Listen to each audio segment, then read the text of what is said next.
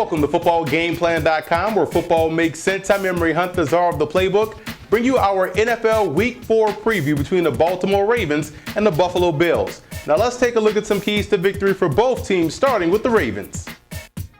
I love the way the Ravens defense rose to the challenge last week as the game progressed versus the Houston Texans. Now this week versus the Buffalo Bills, that same type of effort, especially on third down, is needed. Last week versus a zone blocking team, the Ravens had mixed reviews. This week, the gap discipline must tighten up, or Spiller or Jackson could gash them for big gains. Now offensively, the Ravens are still struggling with consistency, mainly moving the pile versus the run. Now what has to happen, instead of putting those guards on the move this week, go to more of a base blocking, combo blocking attack this time versus the Buffalo Bills 3-4 defense that would also incorporate a lot more inside zone this week as well.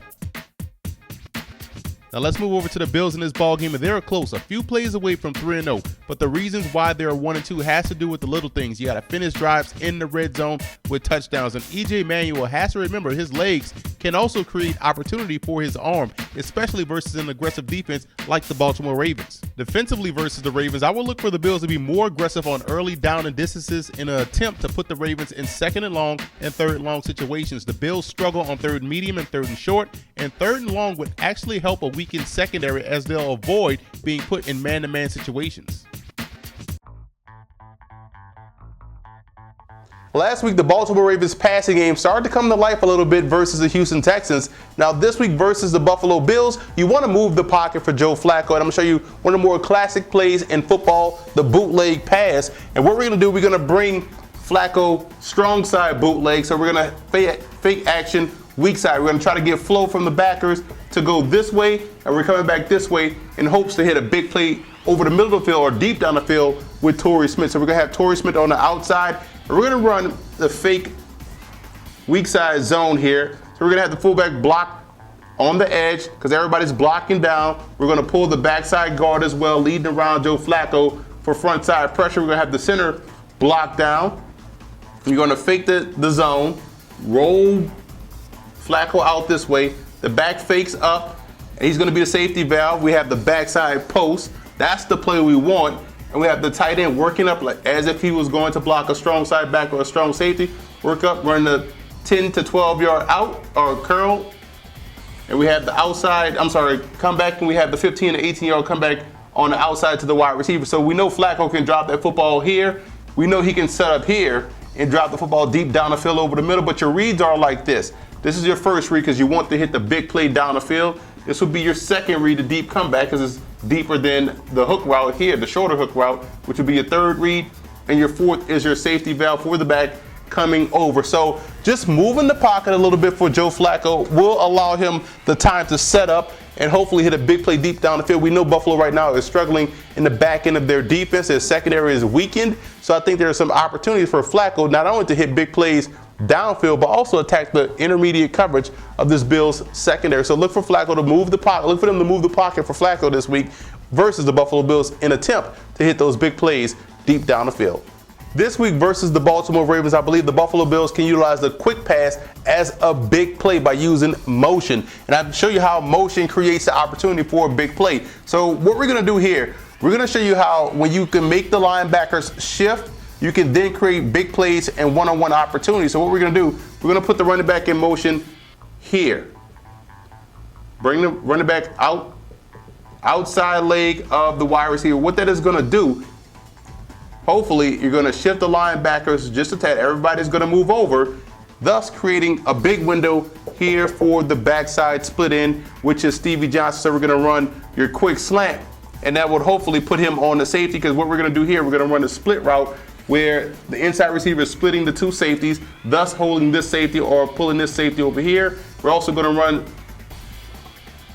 the slant as well, and we're going to have the running back block here. So you see where motion then creates the one-on-one opportunity for Stevie Johnson. And this is an easy throw for E.J. Manuel. He can drill it in there, and hopefully Johnson can make one miss. So that's one way. Now let me show you another way they can expand the defense with motion by creating a spread set going empty and hitting a big play with a quick pass. Now here's another example where motion can create a big play opportunity with a short pass. I'm going to show you right here. Now the Bills will come out with the tight end in place, and we're going to expand this defense. We're going to widen out their coverage responsibilities by sending the back in motion once again. And you see where we align him outside of the wide receiver. And what this is going to do is going to put the corner and the safety in the bind, because at the snap of the ball, we're sending the running back deep down the field. So now this cornerback or this safety has a choice. Let's say the safety wants to get over top. It creates a void in the middle, because now we're running. Again, once you move the motion, guess who has to shift? The linebackers have to shift. Everyone shifts over just a little bit. This linebacker has to stay where he's at, because he's over the slot guy. So now what we're going to do, boom, the quick slant right here.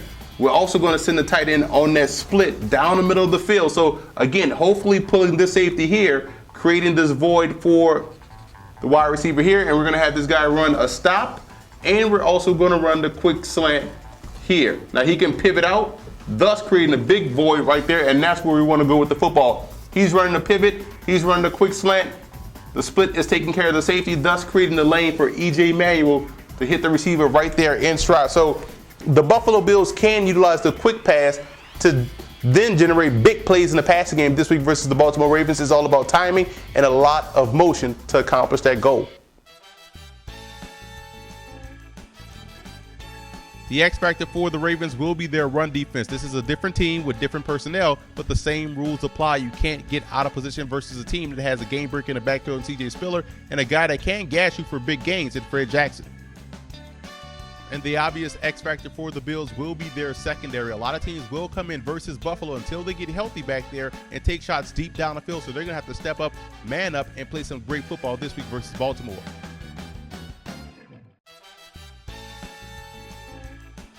Now here's some coaching points for both teams in this ballgame. For the Ravens, you have to shoot for early 3 and outs on defense. That puts a young football team like the Buffalo Bills in a pressure type situation, and they will start to press, and that's when you start to create those turnovers. Now in the running game offensively, the tight end whams on those defensive tackles I think is how they can get the running game going.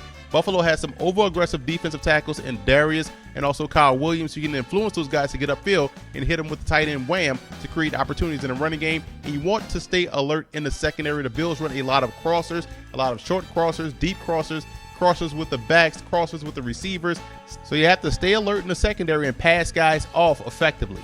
Now for the Bills in this ball game, you want to trust your athletes, so spread the Ravens out and take advantage of the individual matchups. I think that's an advantage the Bills have over the Ravens defense, and the underneath pass coverage on the defensive side of the football has to be creative. You can influence Joe Flacco into some bad decisions, so that way you can come up with pass breakups or even interceptions. And you want to stay in quarters coverage. That helps out that secondary, keep everything in front of you and break on the ball.